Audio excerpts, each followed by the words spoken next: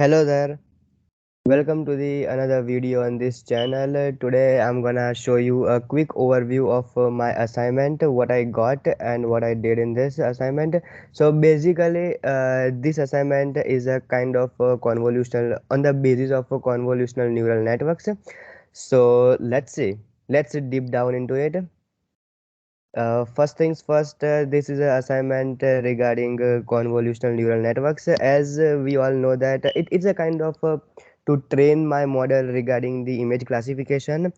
So basically, convolutional neural networks, as we all know that it is a very good scalable approach to image classification and object recognition task. It is leveraging the principles from linear algebra and especially matrix multiplication. So let's get started. First things first, I imported all the necessary packages and libraries. We are gonna use it in this assignment. Then after, I created one variable called response. Created one variable called response, and I use this link to get an image from web and store it in one of the variable called response.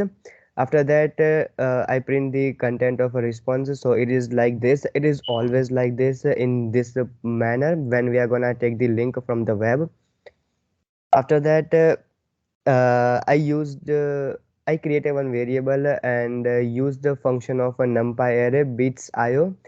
So basically what the bits io does, it's buffers the image into the ram. So this is gonna put it into the ram, and when the buffers is gonna complete, it is gonna open the image and store it in the numpy array. So this is all it does with the numpy.array function, and store it in one of the variable called input image array. After that, let's see the image. So this is a very beautiful image of a Lamborghini Gallardo. So I used plt.imshow to plot this image. After that, I print the array shape. So this is the array shape. I compare the values of the channel, and this is the another from this is from between 0 to 1, and from 1 to 2 this is the second channel. Apart from that, I'm gonna save the color channel 0 into the image variable and print it. So this is the color channel, and you can see that color has been changed. So this is the function of I can say channel. After that, to visualize the values inside the resulting array, I used this as a function, and this is the variables from 0 to 255. After that, convolutional with 2D kernels. So basically what I did is I created a padded array around the matrix, two rows at the beginning and of the rows, and two rows at the beginning of columns. So you will see over here that the array shape, original array shape was a 140 comma 359, but after using padded two rows and two columns, it is a 142 and 361. It is a good approach to deal with the convolutional neural networks. Then I used this for loop to apply the kernel to the array values. After that, I plotted this image, and the background has been changed. After that, I define a function to squares out the values between 0 to 255 range. The function will be called in the following function, since the resulting arrays can be negative or greater than 255. So if the value is less than 0, it returns 0. If the value is less than 255, it returns this. So this is the kind of a function between 0 to 255. Then after, define a function to apply a convolutional kernel to an image. As we all know that kernel is used to extract certain images from an input image. So let me explain this in a different way. A kernel is a kind of matrix which is a slid across the image and multiplied with the input, such that the output is enhanced in a certain desirable manner. So basically that's what a kernel does. After that, we are gonna use the line detection. So it is not a big deal. So this is the image. I cannot see this over here, but I can explain. This is a kind of matrix. Let me show you. So this is a image we can see over here. So this is what it looks like. The horizontal lines, vertical lines, 45-degree lines, and 135-degree lines. So these all are the metrics of that. As simple as that. And so basically this is the wall, what it does. Horizontal kernel transfer. I'm gonna apply the kernel to the images. So this is what it is, and I plotted this image. So this is the image of a first kernel. After that, I use this and I plot the image with a 45 degrees kernel, as I have showed you over here that it has a 45-degree lines. So I'm gonna plot this image. I plotted this image. After that, I created another kernel with 135-degree lines, and I have created, yeah, two kernels, one with 45-degree lines and one with 135-degree lines. After that, I apply the kernel to the image, and this is what I got.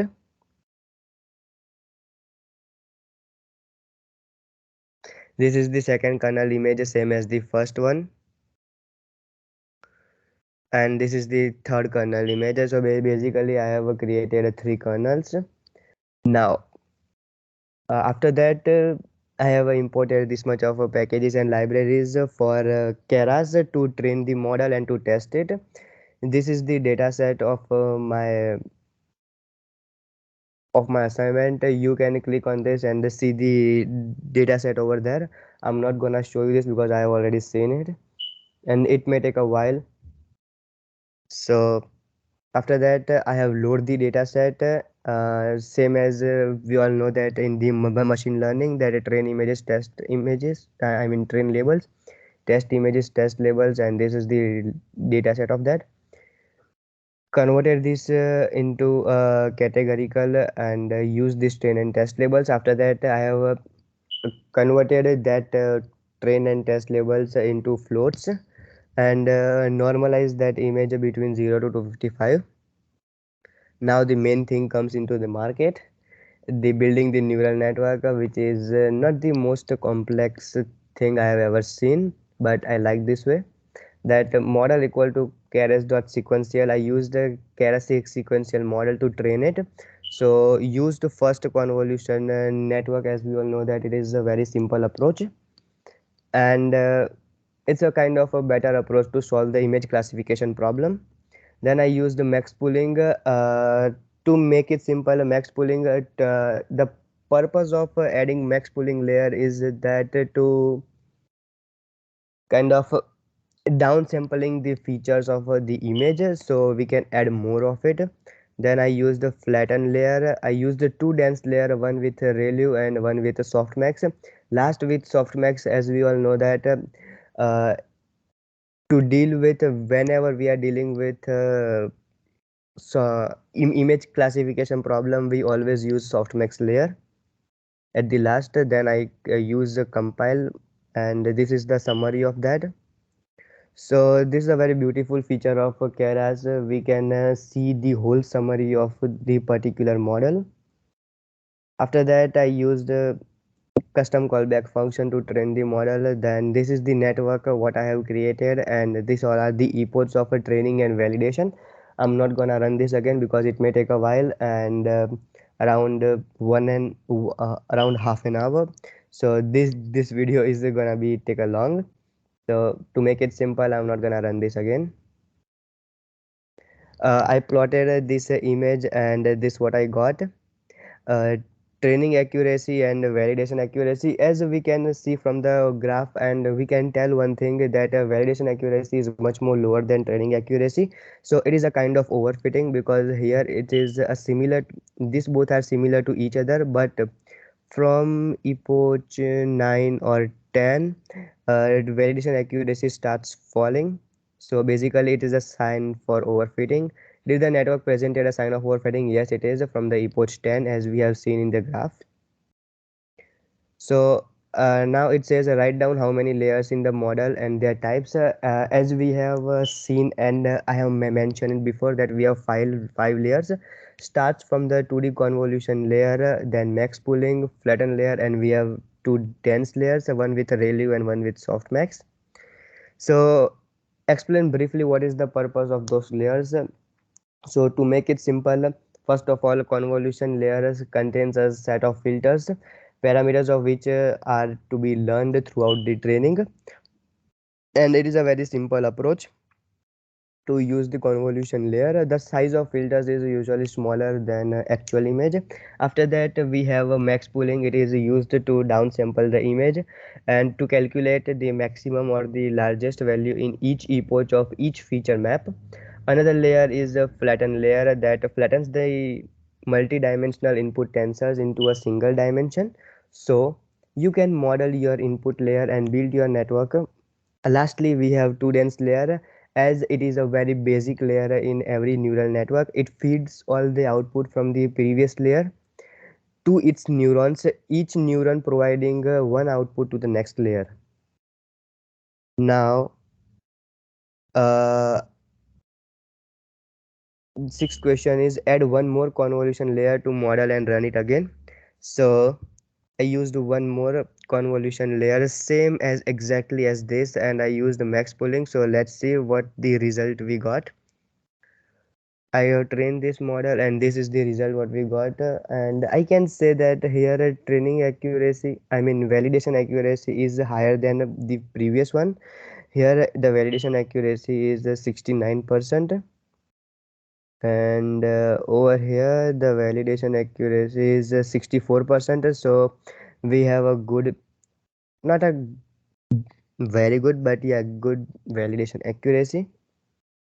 After that, I have used add one dropout layer to your image and run it, compare the result with the previous one. So if you want to get a more information about the dropout, you can click on the link and check that out. So I used one dropout layer with the 0.5, and let's see the result. So after adding the dropout layer, I can say that the validation accuracy is much more higher compared to the previous one. So this is what a dropout layer does. Sometimes it is a very good approach to use a dropout layer in your model. After that, it says make any other modification in the last but not the least. It says a modern I mean make any other modification in the hyperparameters to improve the model's accuracy and compare the final result with the previous one. So basically I didn't do much. I just added one more layer to the network of a convolution and max pooling. So basically I have added three layers. So it filters through each and every layer, and this is what I got. So basically from here I can see that validation accuracy is much more higher than training accuracy. So that means our model is working perfectly well. So this is it. Thank you for watching this video, and have a great day.